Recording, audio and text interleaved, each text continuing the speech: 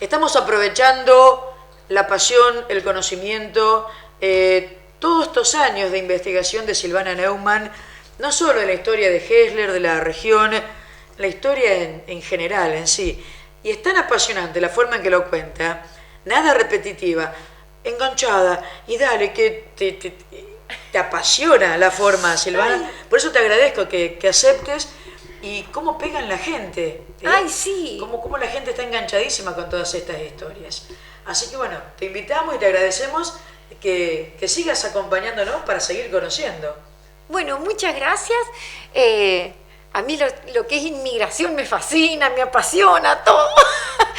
Cosa que hay de inmigración, yo enseguida quiero contar que había hecho también un seminario con Susana Anderegen, que es una escritora que está con el tema de trilogía de inmigración, que también está con... ¿De San Jerónimo? De San Jerónimo. Es de San Jerónimo, vive ahora en Santa Fe, pero con ella también hice un seminario y también ese seminario, por eso lo cuento, fue el que me incentivó a escribir, porque ya tenía el apoyo y lo que venía haciendo con Giancarlo, y después dije, tengo que seguir escribiendo cosas así. Bueno, y a raíz de eso empecé con el libro ya con Giancarlo, que me había incentivado un poco otra vez cuando pasamos por Hessler, y hablando, y no estaba la historia completa escrita, así que vamos a escribirla. Silvana, venimos hablando de Hessler, ¿qué te parece si redondeamos? Porque la gente nos está pidiendo el pilar de la fe, nos está pidiendo la revuelta de Humboldt, que lo prometiste ya cuando viniste la primera vez, nos piden de la capilla de los Peverelli. La gente empezó a pedir. Perfecto. Cuando hay demanda hay que cumplir. Perfecto. ¿Qué te parece si vamos redondeando Hessler? Bueno, volvemos. Vamos a contar algo que nos quedó pendiente, que es terminar con lo de los molinos. De los molinos harineros. Sí, de los molinos. Y yo te preguntaba, ¿cómo se construía eso, Silvana? Tanta cantidad de ladrillos que se necesitaba. ¿Cómo era el movimiento para la construcción? Bueno, al principio, ni bien llegan los inmigrantes, habíamos dicho, se construían, digamos, su propia vivienda con la naturaleza, con el adobe y los palos de la naturaleza, que eran los primeros ranchos. Después ellos mismos comienzan a fabricar los ladrillos para llevar adelante su propia casa, su propia vivienda, la iglesia, que fue hecha también por los mismos inmigrantes, que hasta los ladrillos confeccionaron para levantar la iglesia y la hicieron ellos mismos. Bueno, después nacen los molinos harineros, tanto en Hessler en 1884, que fue el molino de Francesco Cerato, que tenía, habíamos dicho, 9 empleados. De los 8 inmigrantes y un argentino. Y después el de Nicasio Oroño, el de Colonia Oroño. El de Colonia Oroño, que era de 17, Domingo Oroño. Domingo Oroño, que tenía... Domingo Begnis. Begnis Pautazo, el matrimonio. Pautazo, sí. Que tenía 17, digo bien, había una mujer, lo raro, y había un argentino... Y todos los demás. Y los demás todos inmigrantes. Todos inmigrantes. Voy aprendiendo. Muy bien. Que el argentino por ahí era hijo de alguno de los inmigrantes. Hijo de inmigrantes, pero claro. Bueno. En ese molino. Ya ha nacido acá, así que. Sí. Ese molino nace en 1885 y en el 84 nació el de Hessler. Que como dijimos que el molino, ese inmigrante que era nacido acá, a pesar de haber sido nacido acá, conservaban su dialecto, su idioma, el dialecto porque era el piamontés, sino su idioma, sus costumbres, porque nosotros, ¿por qué tenemos la fiesta la fiesta que se hace siempre de las distintas colectividades? Porque conservaron sus comidas, sus tradiciones. Por eso tenemos esa fiesta también. Ellos trataban de mantener un arraigo a su tierra natal. No era que directamente querían estar en la Argentina, porque todos tenían la idea de volver. Por eso durante tantos años, hay todo un estudio hecho, durante tantos años mantuvieron el dialecto. Los chicos en la escuela Mi papá iba a la escuela Coronel Rodríguez y los chicos en el recreo hacían ronda para reírse, divertirse o no sé qué, porque lo escuchaban hablar en piemontés. Claro. Porque era el dialecto que conservaban en la casa. Le costaba hablar el castellano. Claro, porque ellos mantenían su dialecto. Inclusive el gobierno llegó un momento en donde aprendía en las prohibió el castellano, el español. eso lo voy a contar en otra, porque es largo la historia de la educación. El gobierno les prohibió hablar en el dialecto, digo, porque en Gesler, por ejemplo, se habló siempre el piemontés, que es el dialecto del Piemonte, porque si no, el idioma original ahí es el italiano. Nosotros en Argentina no tenemos dialectos como tienen en los países europeos, como ser en Italia, que distintas regiones tienen distintos dialectos. Pero nuestros dialectos sería el cordobés, que tiene su acentito. El cordobés que es cantado, el cantado. Tenemos viste que cada provincia tiene su acento. Sí, es verdad. Sería el dialecto para los europeos. Nosotros por ahí nos comemos las heces. También, los santafesinos las aspiramos a todas. Sí, es cierto.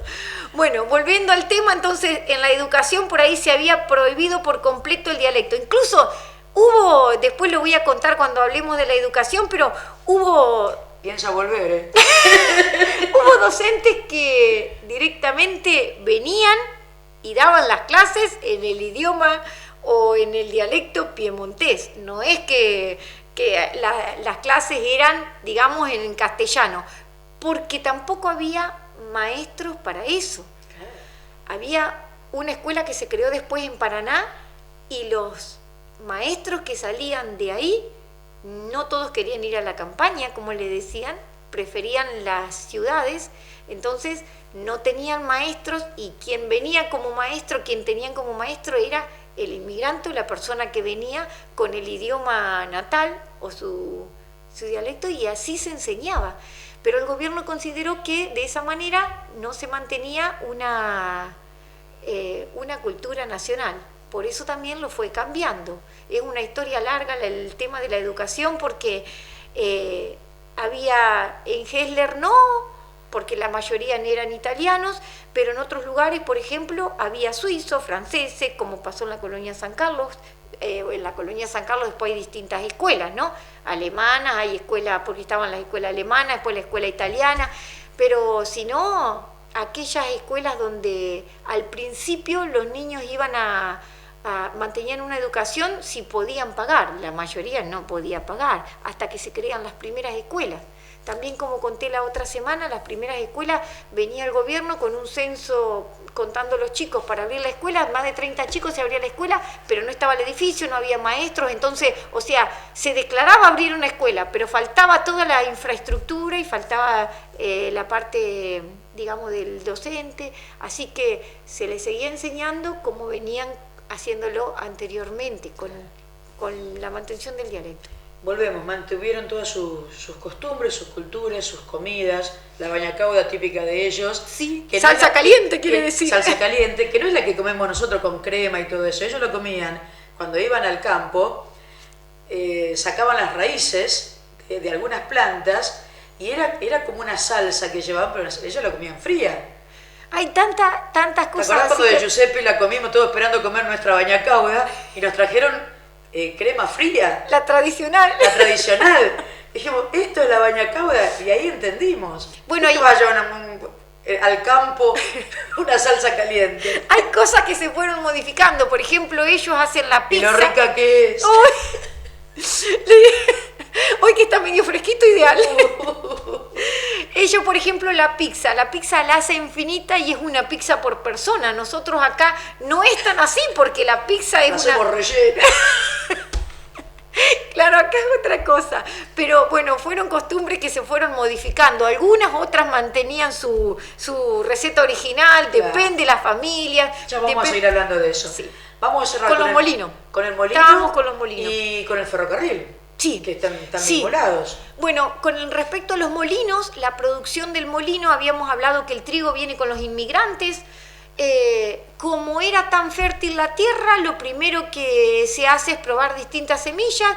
La que más se adaptó era la semilla que dijimos que era la barleta. Se empieza a sembrar muchísimo trigo en todas las colonias, por esos tantos molinos harineros. Aquel que tuvo la posibilidad de llevar adelante un molino progresó muchísimo, porque los molinos harineros, como era la fuente laboral de ese momento, tanto trigo, porque el maíz al principio se sembraba, pero solo para consumo personal. solo para consumo familiar. Después empieza a sembrarse a un consumo mayor, más masivo, pero si no se hacía a un consumo familiar. Al principio era el trigo y después también se desarrolla bastante el lino, que hoy no se ve más, las semillas, el lino que antes se veía. En Río se ve un poco de lino. Ah, Esos y antes eran ay sí, hermosos eran antes los. Bueno, ahora el lino casi no se ve, se fue cambiando todo, pero el trigo era lo que más se sembraba, entonces los molinos harineros progresaron muchísimo. Ahora, antes del transporte, ¿cómo hacían? Porque la semilla en el molino, una cosa era tener una semilla para autoabastecerse y otra el exceso de semilla, que era lo que tenían que llevar al puerto, porque esa semilla la tenían que llevar al puerto. Para ir al puerto de Rosario, por ejemplo, antes de que llegue el ferrocarril, se utilizaban como medio de transporte las volantas y los sulkis, que eran tirados por bueyes al principio y después por caballo, porque el buey se consideraba más fuerte que el caballo. Entonces, tanto la volanta como los sulkis llevaban, pobres animales, qué carga. Eso quiere decir, pensemos también en los humanos y en los animales. Sí, como yo conté las otras semanas, se le partían los vasos. Ay, pero había también sufrimiento de animales, porque el animal cuando tiraba, por ejemplo, del arado para sembrar y todo, se lastimaba. Entonces le ponían grasa de iguana para que el animal pueda seguir trabajando y poder seguir metiéndole el arnés o lo que necesitaban. Estaban como las mujeres que parían y a las horas iban a trabajar. Ay, Dios mío. Y otra cosa, que el sentimiento era algo que se guardaba. Los hombres, por ejemplo, no, parecía que estaba mal expresarlo. Los hombres no expresaban su sentimiento, por ejemplo, no podían llorar, como se mantuvo hasta hace muy poco, porque uno escucha esas cosas y dice, ¿por qué no? Si la persona, o sea, es una persona al igual que otra, todos tenemos sentimientos, las emociones es una cosa normal en cada uno. No se podía expresar el sentimiento, lo mismo las mujeres, si tenían... Habrá sido para mostrar fortaleza y que sostener a la familia, sí, para que sí, no le caiga. Claro, sí, seguramente, y las mujeres lo mismo, las mujeres no creo que haya sido una cuestión de machismo. Tal vez era por eso. ¿Cuántos hay que iban a las pulperías y se embriagaban, digamos, tal vez para tapar ese sentimiento?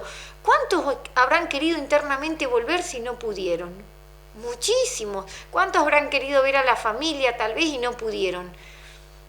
Esas cosas que tenemos que valorar tanto, porque vinieron dejando todo allá y acá tenían que adaptarse a lo que había y a lo que podían llegar a ser. Entonces tuvieron que hacer un cambio terrible también. Si bien venían para buscar progreso y para un mayor bienestar, también pasaron cosas que tal vez no se imaginaron, ¿no? Tal cual. Tal vez no se imaginaron. Así que con esos animales y con esas volantas llevaban los granos. Sí, acá por ejemplo lo que pasaba, volviendo a la historia de Hessler. Caminos de tierra. Caminos de tierra y se había caminos al principio. Caminos porque estaban los naturales. Los caminos que se abrían al principio eran la marca de las ruedas de las volantas y de los carros. ¿Y por qué las volantas y los surquis tienen las ruedas tan altas? Era para poder cruzar el arroyo. Acá tenían el arroyo Colastiné, que es el puente que hoy tenemos, el puente que va para Galvez, que después se hizo el puente. ¿El puente de Hessler ese? El puente de Hessler, el famoso puente de Hessler.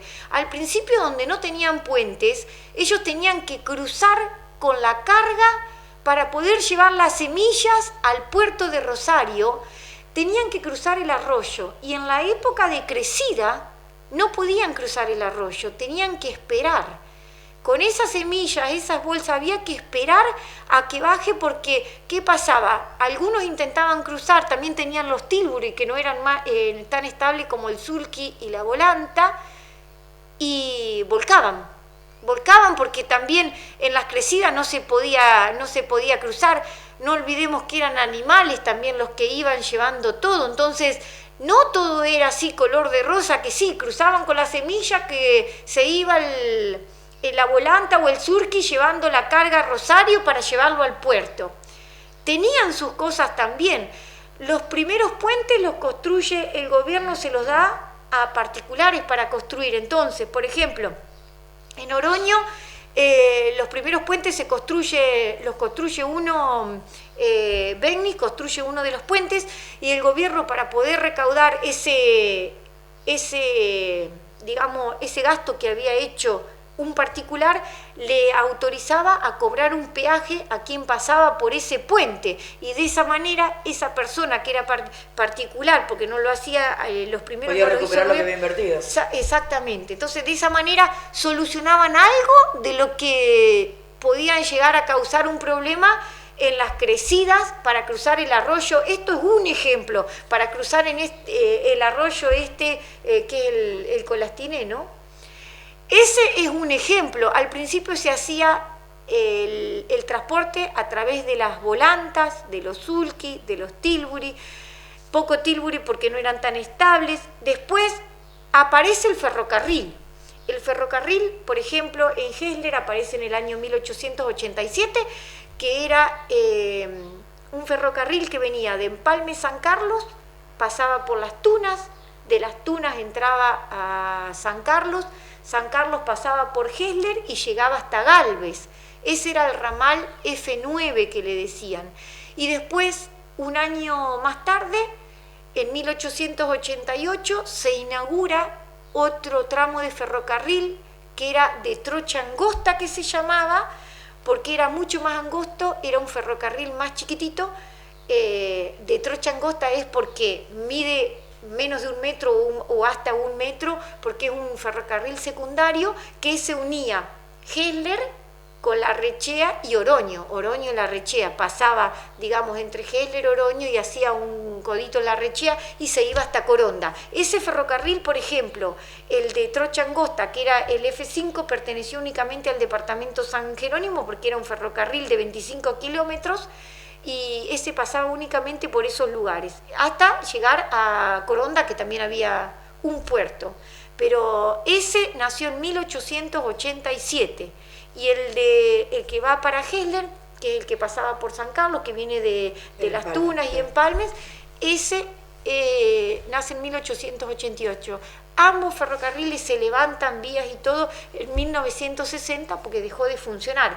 A raíz de eso, por ejemplo, el molino de Oroño se termina de cerrar, porque el molino de Oroño había sufrido dos incendios grandes donde se cerró por un tiempo, se volvió a abrir.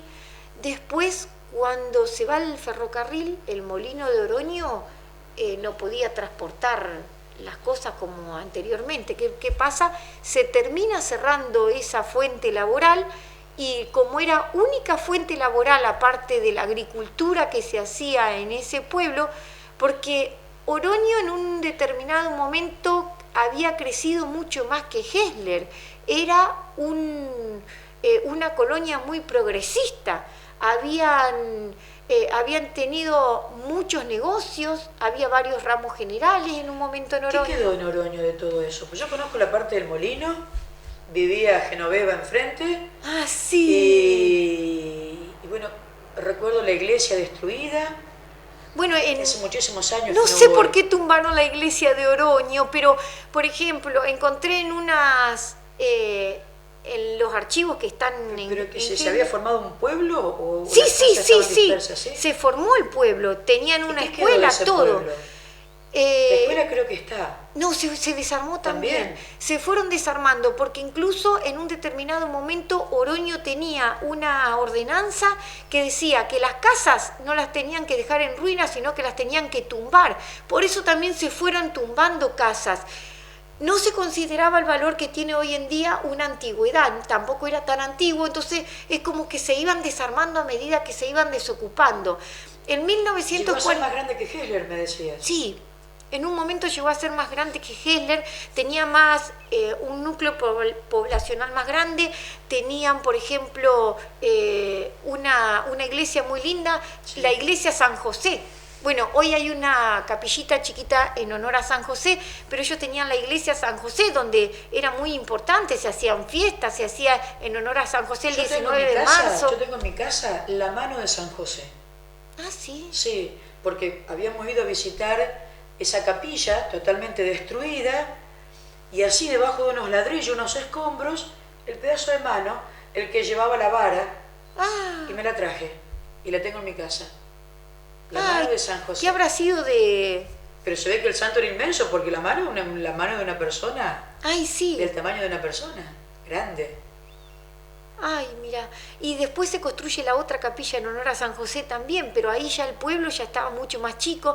Inclusive en el anuario Kraft, que en 1942, el anuario Kraft, para el que no sabe, es una publicidad que se hacía de la Argentina, de Chile, de Uruguay, donde sacaban las publicidades de todos los lugares donde había gente, de todas las colonias, de todos los pueblos, de todo lo que era ciudad también, sacaban como publicidad la cantidad de negocios nombrando quién era el dueño de cada negocio, los empleados, todo. En 1942, en el anuario Kraft, aparece que Oroño tenía 142 habitantes, 100 o 145 habitantes. Ya había poco y nada en Oroño. O sea, en el anuario Kraft aparece esa información. Ya que había poco y nada. Y así se fueron desarmando las casas, se fue desarmando todo. Una pena la iglesia, que hayan desarmado esa iglesia. Es terrible. Pero sí Oroño tuvo ordenanzas donde tenían que desarmar todo. No se habían dejado los bancos por ahí, también no sé por qué pasó esto. Porque vivían la fuente laboral era el molino. Sí, Al cerrarse el molino la gente tuvo que emigrar. Claro, pero como comentábamos recién, ¿por qué destruirlo? ¿Por qué destruir las casas? Y tal vez utilizaban el material para otra cosa, tal vez por la ordenanza. Sí, la ordenanza está porque sí. incluso acá en el libro la nombro todo, sí, porque estaba. Un dato también importante que yo digo, ellos mantenían sus costumbres desde los primeros que llegaron, tanto en Gesler como en Oroño, ¿no? Volviendo a lo que eran las tradiciones y las costumbres, el gioco delle bocce, que era el juego de las bochas, que le decían gioco delle bocce porque estaba en italiano, es una costumbre de los italianos que han traído para acá el juego de las bochas, acostumbrados a jugar en la calle los domingos, durante años mantuvieron esa costumbre.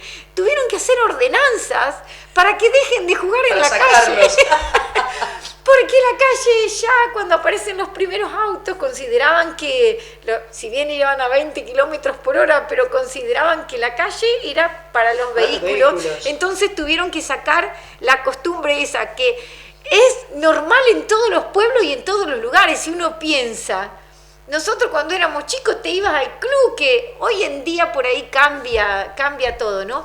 Pero esas costumbres de pueblo, al igual, por ahí yo me tentaba cuando leía ese tipo de información que dice, los animales estaban sueltos en el pueblo, los chanchos, las vacas, aquel que tenía un animal estaban sueltos. Después empezaron, sí, a encerrar, por ejemplo, las gallinas, hacer los corrales, pero si no, durante mucho tiempo, incluso en Gesler hay ordenanzas donde se tiene que mantener una cierta cantidad de cerdos por familia, porque había muchos también.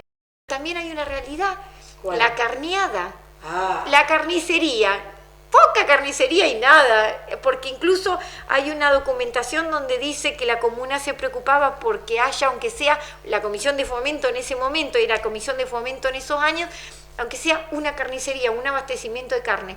Pero no funcionaba. Ahí está documentado que hay 2 o 3 que vinieron con el tema de abastecer de carne al pueblo. No funcionaba, ¿por qué? Porque todo el mundo carneaba hacía su propia carneada. Y eso era una fiesta, porque se invitaba a los vecinos a las carneadas. ¿Duraba como 3 días? Sí, duraba como 3 días, entre que se preparaba, se mataba el chancho. Pero arrancaban las mujeres el lunes preparando las cosas dulces, tortas, masitas. Para tener para la carneada. Para tener para la carneada. Volaban las botellas de coñac, licor, legui, ¿viste? Porque, o sea, seguían o arrancaban a la madrugada temprano, el domingo, y era viernes, sábado y domingo. Todo. 3 días de fiesta, de plena fiesta.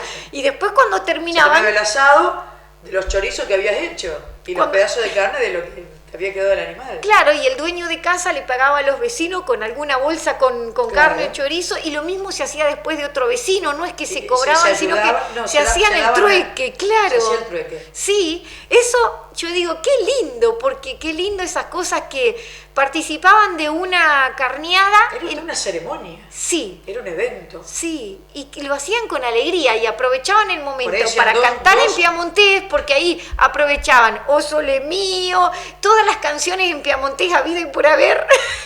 Ahí cantaban todos, lo hacían como una fiesta, hablaban el piamontés, entonces todas esas costumbres. Era encontrarse con su tierra. Sí, era encontrarse con su tierra. Sí, esas cosas tan lindas que se perdieron. Ojalá Dios quiera que en algún momento vuelvan, porque esas cosas, el chorizo que tenía maduración, los chorizos en grasa que tenían que poner a la grasa y en el sótano, porque construían esas casas las altas. Latas cuadradas. Sí, las latas cuadradas con los chorizos que iban al sótano. Y en el verano estaba medio rancio, pero no importa, con cerveza. Porque por ahí era mucha la cantidad, ¿viste? Y colgaban de los galpones los tirantes con muchos clavos para colgar las tiras de chorizo. Para airearlos. Para airearlos. Y llevaba su tiempo, no era que era rápido como ahora. Así, los tocaba para ver ya si estaban maduros. Pero también está el tema de las carneadas, que eso las vivían como una fiesta. En Hessler se sigue carneando. En Hessler, por ejemplo, hay familias que siguen carneando. Entonces, por Dios, no lo dejen de hacer. Esas cosas que mantengan eso, por Dios. Sí, las tradiciones, esas tradiciones que, como dijimos, aprovechaban ese momento para hablar su dialecto, para cantar en el dialecto, porque cantaban todos en piamontés. Hablo de lo que es la historia de Hessler, tal vez en otros lugares, pero lo que más carneaban eran los italianos, porque lo tenían como costumbre, porque lo trajeron también desde allá. Entonces, hacer el chorizo, la panceta, el jamón, que ellos le decían el prosciutto, con la morcona, con esas cosas que... Sí, que era la tripa para... La tripa para hacer y el chicharrón que lo hacían. Ay, yo tenía a mi bisabuelo que carneaba, y nosotros éramos re chiquitas, y no íbamos a meter la nariz. Chancho tiraban solamente el pelo. El resto se comía todo. Íbamos a meter la nariz por el chicharrón, nos encantaba. Las tripas no se compraban, las tripas eran las mismas del animal. Sí, no, por eso la morcona, las mismas tripas del animal. No había que se compraba como ahora. La morcona era la tripa grande para la bondiola. Sí. Después las pancetas también las hacían en plancha o arrolladas. Y después iban apretadas en esas prensas para que queden. Esas cosas que... Se cortaban los huesitos, se ponían en salmuera. No había freezer. Y las mujeres iban y venían apoyando todo. Ellas también trabajaban a la par de los hombres hacían las carneadas. Todas esas cosas que, digamos... La morcilla, clavaban el cuchillo al animal ya muerto. Ellos... Iba sangrando el animal, lo iban moviendo para que vaya saliendo la sangre, y las mujeres con un fuentón, un balde, iban removiendo, coagulando esa sangre para hacer la morcilla. Eso no lo vi nunca, porque... ¿No lo viste nunca? No, éramos muy chiquitos para eso, nos sacábamos Te lo cuento. Pobres animales, pero era... Después se preparaba unos aderezos, que podía ser cebollita, cada uno lo hacía con sus costumbres, y se calentaba toda esa sangre, se embutía, y ahí estaba la morcilla. Toda una fiesta. Después de esos 3 días era... Fray Santiago. Después de esos 3 días era reunirse para culminar con la carneada, los cantos, las anécdotas, todas las cosas en el dialecto o en el idioma que mantenían. Entonces, eso hizo también que hoy podamos disfrutar de tantas cosas que guardaron y que mantuvieron por el arraigo, por querer conservar lo que ellos tenían allá. Porque las parras de uva, por ejemplo, eso también, las parras de uva, al principio los inspectores de colonias declaran tantas parras de uva porque los piemonteses, como allá tenían y se hacían su propio vino, intentaron trayendo semillas de también hacer lo mismo acá. Algunos lograron hacer el vino, la temperatura no era la ideal, porque acá los calores son extremos. Después el tema de la planta de uva, que no tiene que agarrar lluvia durante el invierno, y por ahí acá había mucha sequía o mucha lluvia, entonces no progresaba, pero sí hicieron el intento. La mayoría, hay uno de los inspectores de Colonia que declara en Hessler 2000 pies de parra, que era muchísimo, pero tanto en Hessler como en Oroño, que yo digo, todos querían mantener la tradición, el tema de poder hacer su propio vino. Hay lugares donde se pudo hacer, le duró poco porque se dieron cuenta que después se le avinagraba, porque se hace el vinagre después cuando la uva no va, entonces, pero trataban de mantener seguro sus no tradiciones. Lo tiraron, porque el Piemonte no tira nada. Se lo habrán tomado. No, pero yo digo, no sé, pero no A tiraban ver, nada fuerte. también por las cosas que han pasado, no tiraban, porque se guardaba, Sí. uno ve con el paso de los años y hay tantas cosas también que aparecen, se guardaban hasta Y el palo de piemonte lo escoba. conserva, ¿eh? Sí. Conserva todo, el galponcito para los cachivaches que le dicen, Sí. es una tradición de los piamonteses, de la miseria que pasaron, conservaban todo en el galpón, que a veces perdían más tiempo en búsqueda de cosas que lo que realmente... Porque en algún momento te iba a servir. Sí, era así. Y era no o sea, comprarlo. hoy nos reímos de eso y decimos, pero mira esto, pero yo digo a veces hay que entender, porque la miseria que pasaron, cuando comían algo dulce, el azúcar para ellos era una cosa tan valiosa, que estaba por contar, guardaban hasta los palos de escoba. ¿Por qué? Porque con la paja del lino se hacían su propia escoba, no era que iban a un negocio a comprar, entonces con la paja de lino hacían su propia escoba, y si no había un vecino que sembraba lino y le hacía la escoba. Por eso también guardaban hasta la última cosa. Hay un libro que se llama Las Italianas que cuenta Norma Batú, que si bien es una novela, pero es tan cierto, donde se les caía la fruta de la planta y primero consumían la fruta caída para poder conservar lo otro. Por más que estaba picada, le sacaban el pedazo, utilizaban, ¿por qué? Porque habían pasado tanto hambre y tantas cosas que conservaban y valoraban todo.